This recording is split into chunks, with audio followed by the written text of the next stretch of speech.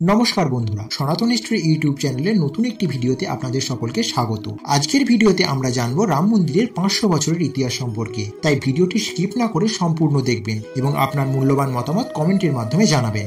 বিগত 500 বছরের সংগ্রামটা শ্রীরামের জন্মভূমি নিয়ে। বহু বিতর্কের পর অবশেষে কোর্টের রায়ে মসজিদ ভেঙে মন্দির তৈরি করা হয় 22 জানুয়ারি 2024, শ্রীরামের প্রাণ প্রতিষ্ঠা দিবস। কিন্তু মসজিদ ভেঙে মন্দির কথাটা শুনতে একটু কেমন লাগছে না? কারণ সনাতন ধর্ম কখনো কারো উপাসনালয় ভেঙে নিজেদের উপাসনালয় বানানোকে সমর্থন করে না। তাহলে শ্রীরামের মন্দির কেন মসজিদ ভেঙে করা হলো? কি আছে এর পিছনের ইতিহাস? চলুন জেনে নিই। 1528 সাল মুঘল আমল। মুঘল সম্রাট বাবর তখন ভারতবর্ষ শাসন করছে। বাবর এই সময় উত্তর ভারতে প্রচুর হিন্দু মন্দির ধ্বংস করে। ইতিহাস বলে মুঘল, তুগলক, লোদি, গাজী প্রভৃতি যবন শাসকরা বিভিন্ন সময় ভারতে এসে দেশীয় শাসকদের পরাজিত করে নিজেদের অধিকার প্রতিষ্ঠা করে এবং সেই সঙ্গে ধ্বংস করে সব অনইসলামিক চিহ্ন যেমন মন্দির, স্থাপত্য প্রভৃতি, আর জোর করে ধর্মান্তরিত করে সেখানকার মানুষদের। মীর বাকি, যিনি মুঘল সম্রাট বাবরের সেনাপতি, তিনি একটি মন্দির ভেঙে সেখানে মসজিদ বানিয়ে তার নাম দেন বাবরি মসজিদ। মসজিদটি বানিয়েছিল সেই স্থানে যেখানে হিন্দুদের আরাধ্য শ্রীরাম জন্মগ্রহণ করেছিলেন, অর্থাৎ অযোধ্যাতে। ক্ষমতার জোরে হয়তো সমস্ত কিছু কেড়ে নেওয়া গেলেও ভালোবাসা, আবেগ, ভক্তি এগুলো কেড়ে নেওয়া যায় না। মুঘল শাসকেরাও পারেনি। তাই 1717 সালে জয়পুরের রাজা দ্বিতীয় জয়সিংহ বাবরি মসজিদ চত্বরে শ্রীরামের মূর্তি প্রতিষ্ঠা করে পুজো শুরু করেন। 1814 সালে এক ইংরেজ অফিসার তার জার্নালে প্রকাশ করেন বাবরি মসজিদের স্থাপত্য শৈলী হিন্দু স্থাপত্য শৈলীর সাথে নাকি মিলে যায়। এই রিপোর্ট প্রকাশের পর রীতিমতো চারিদিকে শোরগোল পড়ে যায় এবং 1853 সালে ধর্মকে কেন্দ্র করে প্রথমবারের মতো সহিংসতার ঘটনা ঘটে। তখন ভারতবর্ষ ব্রিটিশদের অধীনস্থ ছিল।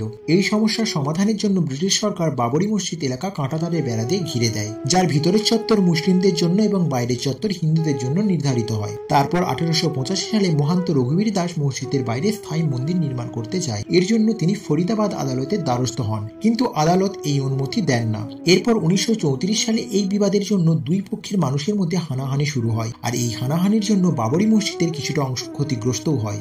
এই সমস্যার সমাধানের জন্য তৎকালীন ইংরেজ সরকার বাবরি মসজিদের নামাজ পড়া বন্ধ করে দেন। 1947 সালে ভারত স্বাধীন হয়, কিন্তু তৎকালীন সেকুলার সরকার রাম মন্দির নিয়ে কোনো উচ্চবাচ্য করেন না। 1949 সালে এক হিন্দু সাধু মসজিদের ভিতর শ্রীরামের মূর্তি রেখে আসে। মসজিদের ভিতর শ্রীরামের মূর্তি পাওয়া গেছে এই খবর শুনে আবার হিন্দু মুসলিমের মধ্যে সাম্প্রদায়িক দাঙ্গা শুরু হয়। তৎকালীন ভারত সরকার পরিস্থিতি সামাল দেবার জন্য জায়গাটি বিতর্কিত জায়গা বলে ঘোষণা করে দেন এবং মসজিদের দরজায় তালা দিয়ে দেন। এরপর চলে দীর্ঘ আইনি লড়াই, কিন্তু তৎকালীন সরকার ভোটের রাজনীতির স্বার্থে এই সমস্যার সুষ্ঠু সমাধান করছিলেন না। এরপর 1984 সালে বিশ্ব হিন্দু পরিষদের নেতৃত্বে শ্রীরামের জন্মস্থান উদ্ধার ও মন্দির প্রতিষ্ঠার লক্ষ্যে কমিটি গঠন করেন হিন্দুরা। সেই সময় বিজেপি নেতা লালকৃষ্ণ আডবাণী প্রভৃতিরা ওই কমিটির নেতৃত্ব দেন। 1986 সালে এলাহাবাদ হাইকোর্টের নির্দেশে মসজিদের দ্বার উন্মুক্ত করে দেওয়া হয় হিন্দুদের জন্য। এর ফলে মুসলিমরা প্রতিবাদ শুরু করে এবং গঠন করে বাবরি মসজিদ অ্যাকশন কমিটি। এরপর 1989 সালে রাজীব গান্ধী সরকার এই জমিতে মন্দিরের ভিত্তিপ্রস্তর স্থাপনের ও শিলান্যাসের অনুমতি দেন। 1990 সালে পরিস্থিতি আবার উত্তপ্ত হয়। এর ফলে মন্দিরের কিছুটা ক্ষতিগ্রস্তও হয়।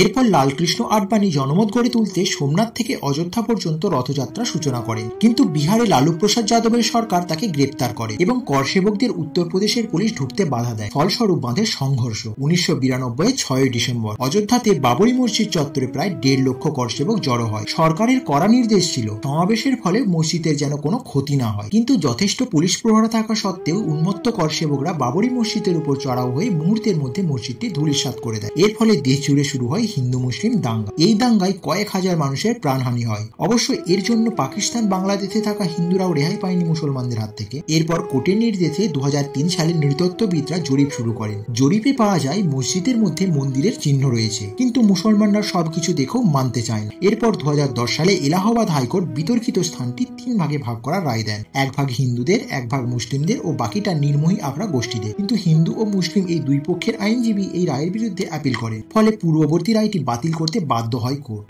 তারপর 2012 সালে সুপ্রিম কোর্টের বাইরে সমস্ত বিষয়টি মীমাংসা করে নেবার নির্দেশ দেন কোর্ট। এরপর 2018 সালে নাগরিকদের দায়ের করা মামলায় শুনানি শুরু হয়। তারপর 2019 মহামান্য আদালত মন্দির তৈরি করার পক্ষে চূড়ান্ত রায় দেয় এবং মুসলমানদের আলাদা জমিতে মসজিদ তৈরি করার অনুমতি দেন। এরপর সকল রাম ভক্ত মানুষের সহযোগিতায় একটু একটু করে গড়ে ওঠে আমাদের ভারতের মর্যাদা পুরুষোত্তম শ্রীরামের এই সুন্দর মন্দিরটি।